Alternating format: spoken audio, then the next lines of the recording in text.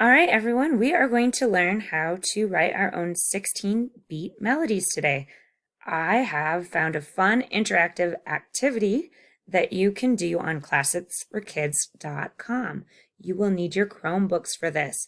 And for today, this is just a one-day lesson, but you can use this again in the future in our centers if you choose to. What will be fun is these compositions or songs that you create will be something that you can also use again to play in the future. It'll be a lot of fun, so let's try.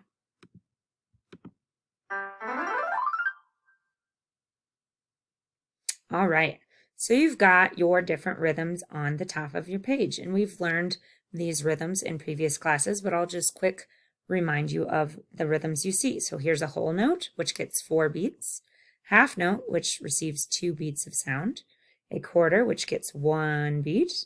Here's a half rest, which is 2 beats of silence, and here's a rest or a quarter rest, which just gets 1 beat of silence. We see that we're using the treble clef to create our melody. So we're going to use the pitches on the staff here. So we've got every good boy does fine, which are our line names. We've got F, A, C, E, which would be our spaces. And we see that the time signature here tells us there are 4 beats in each measure. Those are also marked off by these blocks at the top. So that means each measure is going to have 4 beats, and we know the measures go to the bar lines over here. So I'm going to create the first one by clicking on a whole note, and I'll just go with an F. And that fills up that whole measure.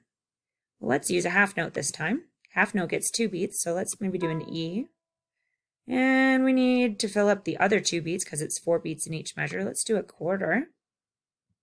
How about another quarter? And maybe a whole note. And then let's just end with a bunch of rests.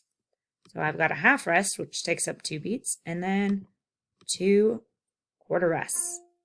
And then it will play your composition for you. And at the end, what you're going to do is share your composition. You can do that by copying and pasting the link to your song. And then after you copy the link, you can go ahead and include that in a Gmail that you will send to me. And you can follow the rubric that I have put on our Schoology page. And that'll help you to know what my expectations are for this activity.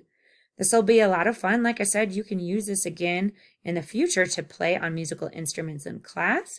And you'll also have this one included on a choice board where you can choose to do this one as a center activity. I hope you've enjoyed this demonstration and that you enjoyed this activity.